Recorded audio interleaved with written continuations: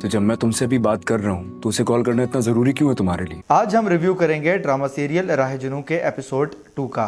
Episode में बहुत कुछ हुआ है जी, काफ़ी सारी बातें करने वाली हैं, बहुत सी चीज़ें क्लियर कर दी गई हैं और मुझे ऐसा लगता है कि ये ड्रामा जैसे पहले एपिसोड में तेज़ी से गुजारा गया है, उसी तेज़ी के साथ दूसरे एपिसोड में भी इसको गुजारा गया। बहुत सी चीज़ें क्लियर कर दी गई हैं और कुछ उलझने भी पैदा कर दी गई हैं। सबसे पहले स्टार्ट करते हैं, शुरू से बात करना शुरू करेंगे पहले सीन के हवाले से। एपिसोड 2 शुरू होता है शबरेज़ का भाई और भाभी। गुज़श्ता जो एपिसोड में बहस मुबाहिसा हुआ था उस हवाले से दिखाया गया है और उसी को आगे बढ़ाया गया है।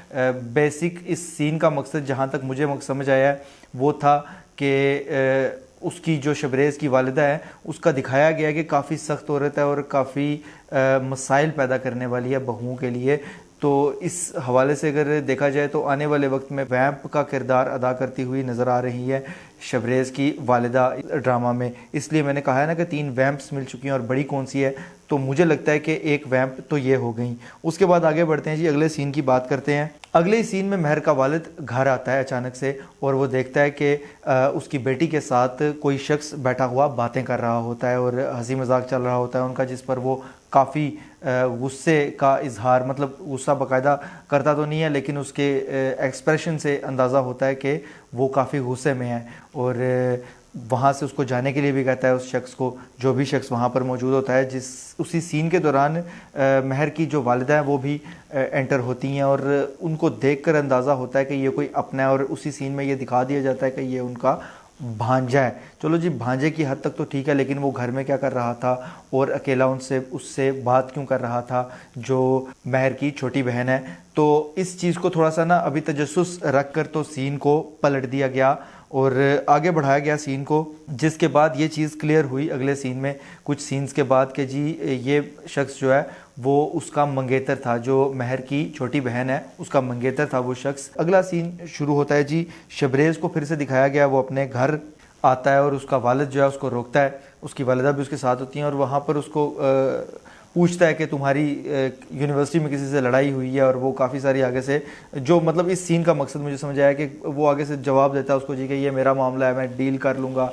और वो कहता है कि जी ये मेरे नाम की वजह से तुम्हारी बचत हुई है, वरना तुम पर केस बन जाता जिस तरह से तुमने लड़ाई की है। तो वो कहता है जी ये मेरा मसला है, मैं डील कर लूँगा, मैं कर सकता हूँ, अगर हो भी जाता केस तो मैं हैंडल कर लेता उसको। लेकिन बड़ी अजीब सी चीज़ दिखाई गई है कि वो ये चीज़ें तो बता रहा है लेकिन ऐश जो है वो अय्याशी सब कुछ वो अपने वालिद के ही पैसों पर कर रहा है। जो चीज़ें उसके पास हैं सब उसके वालिद की हैं, जिम और सब कुछ वो उसका यूज़ कर रहा है। तो ये मुझे समझ नहीं आई बात, अगर वाकई इतना नाराज़ है घर वालों से और वालिद से ख़ासकर, तो फिर उसको घर से चले जाना चाहिए। नाराज़ होना एक अलग बात है, लेकिन ड्रामा में ये कैरेक्टर दिखाया गया है कि ये जो शबरेज़ है वो अपने वालिदैन से किसी किस्म की अब उम्मीद नहीं रखता और कोई मदद नहीं लेना चाहता। तो सबसे बड़ी मदद तो यही है कि उनका खाता पीता और पहनता है। तो सबसे पहले तो उसको ये छोड़ना चाहिए और घर से चले जाना चाहिए था। बहरहाल जी कुछ चीज़ें जो हैं वो अजीब दिखाई जाती हैं ड्रामा में। शबरेज़ की दोबारा से अपने घर में एंट्री होती है, जहाँ पर उसका भाई, उसकी वालिदा और उसकी भाभी इकट्ठे बैठकर चाय शाय पी रहे होते हैं। इतनी एक तरफ जो है ना वो इतने हालात और ताल्लुकात इनके ख़राब दिखाए गए हैं कि वो पसंद ही नहीं करती, और एक तरफ वो इकट्ठे बैठ के चाय शाय पी रहे हैं और बाकायदा इंजॉय चल रहा है उनका। एक अजीब सी बात है, बिल्कुल 180 डिग्री का यू टर्न इसमें दिखाया गया है इस सीन के अंदर कि पहले क्या हुआ और अब क्या दिखाया जा रहा है। तो ये एक फिजूल सा सीन था, बिल्कुल जो है ना बेरब्त सी सिचुएशन क्रिएट की गई है बाकायदा तौर पर एक चीज़ को दिखाने के लिए और उसको आगे चलाया गया है। इसके बाद जी आगे शबरेज़ को गुस्से में बॉक्सिंग करते हुए दिखाया गया। बड़ा इंटरेस्टिंग सीन है ये बॉक्सिंग वाला, अगर आप गौर करेंगे तो मुझे बड़ी हंसी भी आई है ये देख कर के ये किसी 4-5 साल के बच्चे को इस तरह का बैग दिया जाता है बॉक्सिंग करने के लिए, क्योंकि वो अगर उसको इतना तगड़ा और माचो मैन और एक मजबूत आदमी दिखाया गया है तो एक बॉक्सिंग बैग भी तो उसी तरह का होना चाहिए था ना, एक रुई डाला हुआ बॉक्सिंग बैग। क्योंकि आमतौर पर जो असली बॉक्सिंग बैग होता है उसमें रेत या कि लकड़ी का बूरा इस तरह की कोई चीज़ होती है जो कि काफ़ी वज़नी होती है, और एक तगड़े से तगड़ा आदमी भी जब उसको मुक्का मारता है तो इस तरह से कभी वो रुई की तरह उड़ती हुई नहीं जाती। अगर वो रुई की तरह उड़ने के काबिल ज़ोर से मुक्का उसको लगा तो वो फट जाएगा। बहरहाल ये थोड़ा सा ब्लेंडर वाला सीन था इसलिए मैंने डिस्कस किया। ये बड़े मज़े की चीज़ हुई है कि शबरेज़ और महर की आपस में गपशप चल रही थी फ़ोन पे। और कॉल के दौरान जो है वो काफ़ी ज़्यादा बातें कर रहे हैं एक दूसरे से, और महर इस तरह से बात कर रही है शबरेज़ से, चलो शबरेज़ का तो समझ आता है, लेकिन महर इस तरह से बात कर रही है कि जैसे उसके घर में कोई है ही नहीं। इतनी ऊंची आवाज़ में, इतना लाउडली और इतनी फ्रीली, मतलब कि ना तो उसको किसी के घर कमरे के अंदर आने का डर है, ना उसको किसी के सुनने का डर है, जैसे कि सब के सब घर वाले या तो कहीं चले गए हैं या उनने कानों में उंगलियां डालनी या कान बंद करके रखे हैं या उसको घर की तरफ से, हालांकि इतना सख्त सिस्टम जिस घर में दिखाया गया हो वहाँ पर इस तरह फिर कोई लड़की फ़ोन पर इतनी ऊंची बातें नहीं कर सकती, और वो भी अपने बॉयफ्रेंड के साथ। तो बहरहाल जी, इसको ये सीन मुझे थोड़ा सा अजीब लगा, तो इसलिए मैंने बात की इस बारे में, छुप के बात करनी चाहिए थी। उसके बाद साथ ही सीन पलटता है और वो अपने हाथ के दर्द का बताती है, और हीरो जो है वो हीरोगिरी दिखाता हुआ लड़की के घर के बाहर आ जाता है, जो कि अजीब सी बात थी, क्योंकि जब वो लड़की के घर के बाहर आता है तो उसको बाहर आने के लिए कहता है, और वो बाहर भी आसानी से निकल जाती है।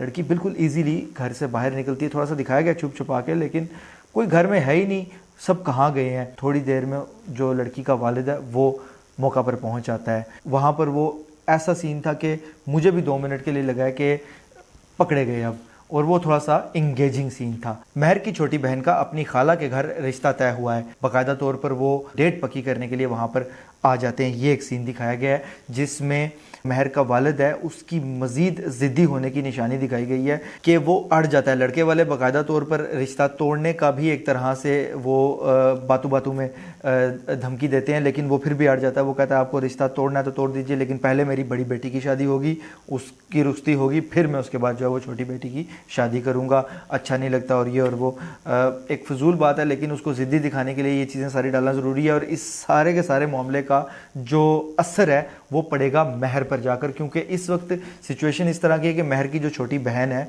वो अपने साथ होने वाली तमाम तर खराबियों का जिम्मेदार जो है वो महर को समझ रही है। तो इसलिए अब जो दूसरी वैम्प है ना, वो बाकायदा तौर पर महर की बहन जो है छोटी, वो बनकर सामने आएगी। दूसरी वैम्प वो है, और वो मुझे लगता है कि एक बड़ी वैम्प का किरदार अदा कर सकती है, काफ़ी सारी खराबियां पैदा करेगी इनकी आने वाली स्टोरी में, और ख़ास करके जब उसको महर की कुछ चीज़ों का पता चलेगा और मुझे लगता है कि उसका रिश्ता जो है वो टूट चुका है, तो वो सारे का सारा बदला जो है वो महर से लेने की कोशिश करेगी और अपना सारा गुस्सा भी उसी पर निकालने की कोशिश करेगी। तो ये एक इंटरेस्टिंग चीज़ होने वाली है आने वाले वक्त में।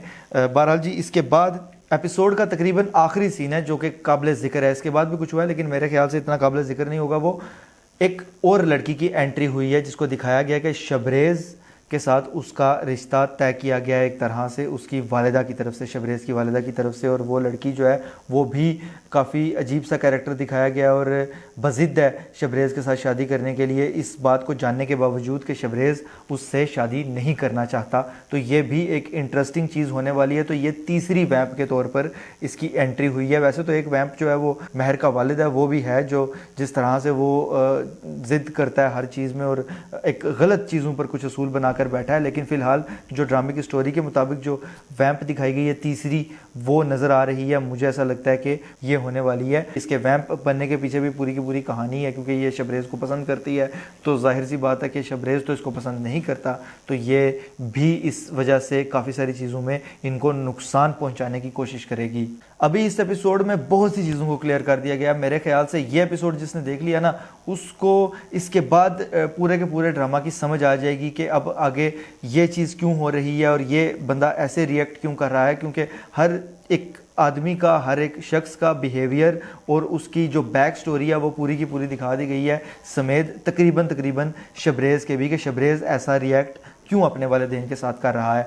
तो अब आगे आने वाले वक्त में इंगेजिंग ये नहीं था, लेकिन मज़ीद एपिसोड जो आएंगे वो कितने इंगेजिंग होंगे ये देखा जाएगा। बहरहाल मुझे लगता है कि ये ड्रामा आहिस्ता आहिस्ता जिस साइड पे जा रहा है, घरेलू पॉलिटिक्स से थोड़ा सा बचा रहे, जो कि अभी बचता हुआ नज़र नहीं आ रहा, लेकिन अगर बचा रहा तो एक इंटरेस्टिंग ड्रामे के तौर पे सामने आ सकता है। लेकिन फिर से कहूँगा कि फ़िलहाल इसमें जो चीज़ें नज़र आ रही हैं मुझे वो रवायती हैं, तो इसलिए ये कोई बड़ा कमाल करता हुआ ड्रामा जो है मुझे नज़र नहीं आ रहा फ़िलहाल। इस एपिसोड में इतनी ज़्यादा चीज़ों को क्लियर करने के लिए मैं इसको जो नंबर दूंगा इस वक्त 10 में से 7 नंबर में दूंगा इसको, क्योंकि काफ़ी अच्छी ये चीज़ें की गई हैं इनकी तरफ से। अभी के लिए मैं अपनी वीडियो को ख़त्म करता हूँ। अगर ये वीडियो आपको पसंद आती है तो इसको लाइक कीजिए, शेयर कीजिए और जो भी आप राय रखते हैं उसके हवाले से कमेंट्स लाजमी कीजिए। और ऐसी मज़ीद वीडियोज़ के लिए चैनल को सब्सक्राइब ज़रूर कीजिएगा, बेल के आइकन पे ऑल पे लाजमी क्लिक कीजिएगा। अल्लाह हाफिज़।